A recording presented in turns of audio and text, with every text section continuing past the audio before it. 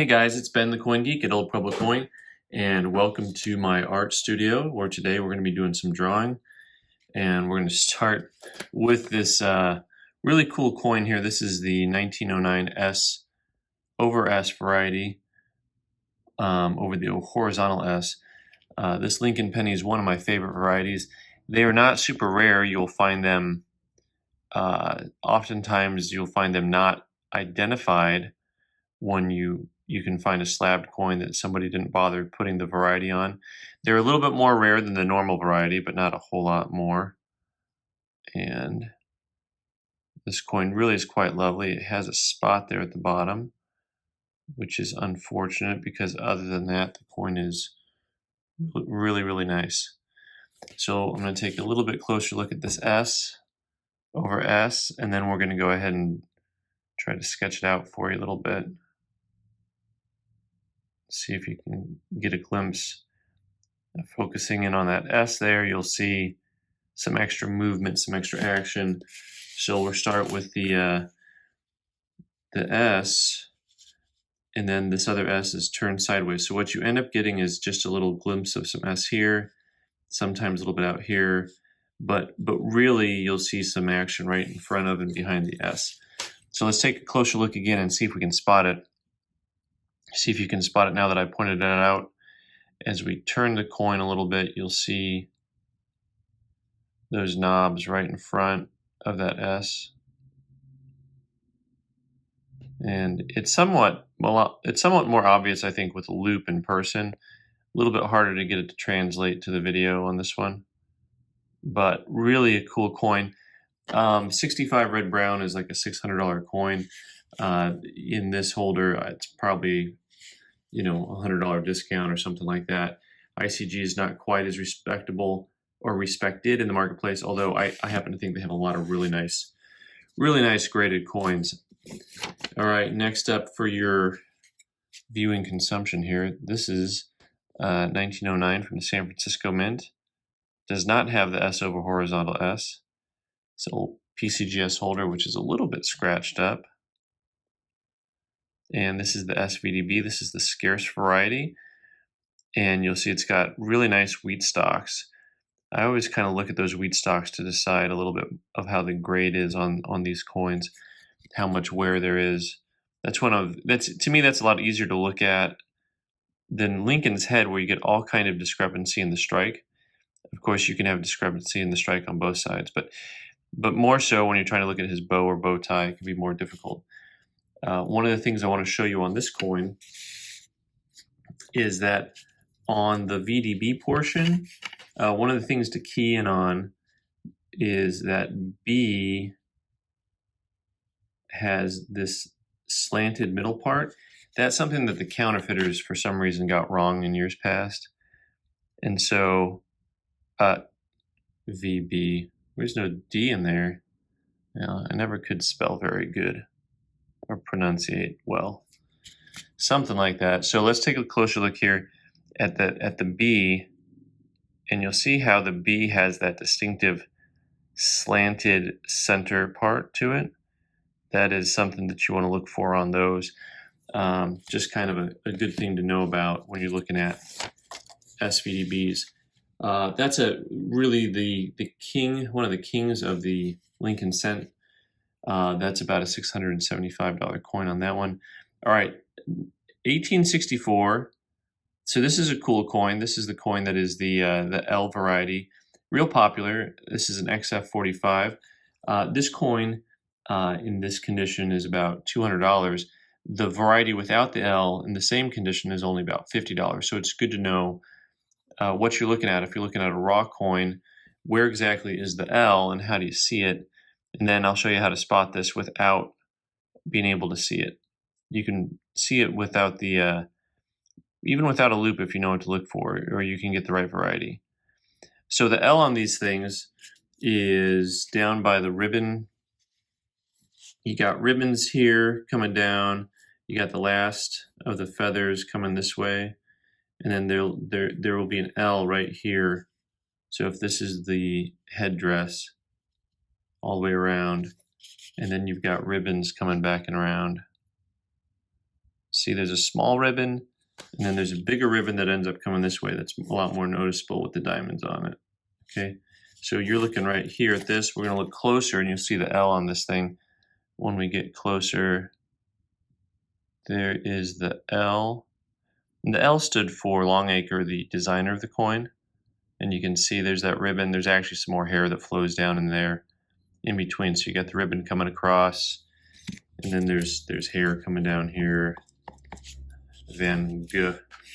All right, so I want to show you how to spot this coin without knowing that the L is there. And what we're going to look at is the front end of the Indian, what would be known as the bust, the truncation on the bust. And this has a pointed bust, whereas the variety without the L has a rounded bust.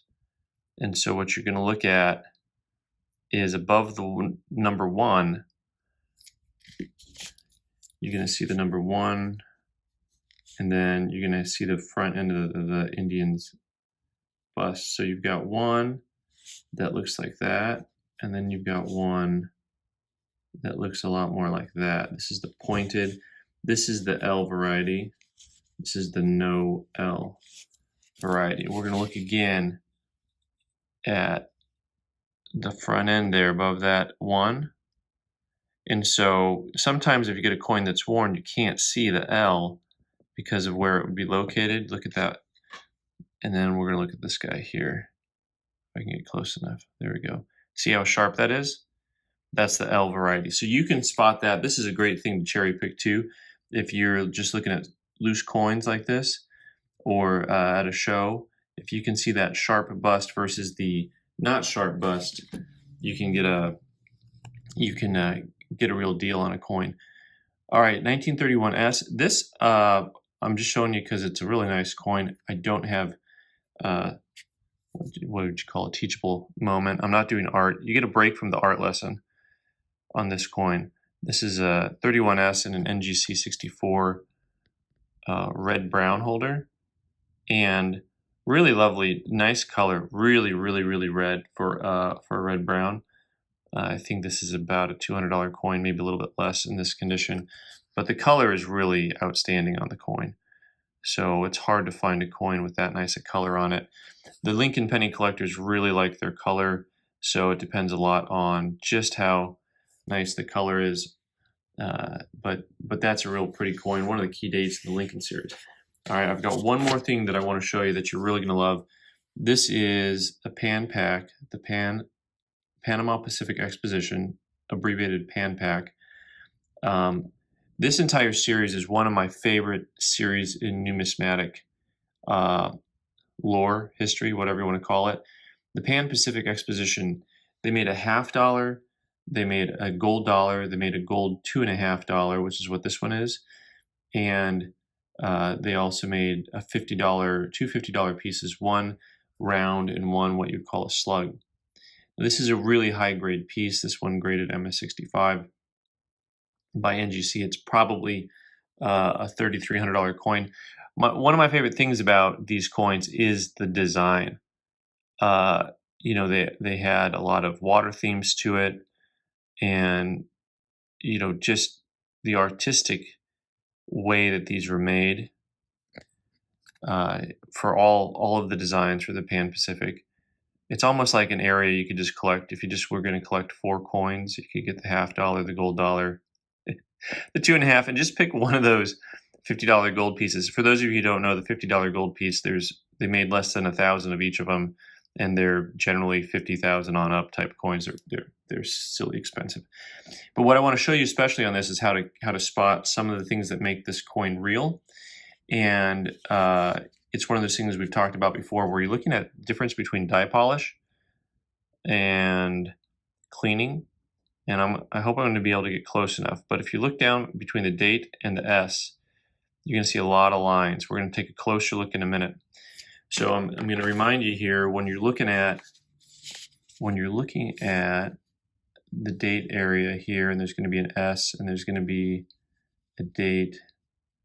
So you're going to find lots of swirly lines and swirly lines and swirly lines. So one of the things is, for a coin that's been cleaned, if you have a surface area, so now I'm going to draw a bigger S here. If you have a surface area that's been cleaned, I'm actually going to draw a second S for you so you can see what we're doing. If it's been cleaned, those lines just run all over the top of the surface of that because someone was cleaning it. If it's something that's from the making of the coin, you see all these swirly lines, they kind of like stop and start and stop and start and stop and start and like this. And you're going to see that with the date section and with this and other devices meaning other areas of the coin surface that are part of the design instead of a part of the field. So we're going to take a closer look here and see if we can. All right, now see all those lines between the 5 and the S? They go all around there. These coins are notorious for having lots of those die polish lines. They really polished up the dies. Let me try again here. Get a little bit better look at it. There's the date, there's the S. The lines are kind of disappearing at that angle because of the light. You can see the lines now kind of pop up in a white area. And you can see some, especially by the rim, and then they're running behind the S instead of through the S.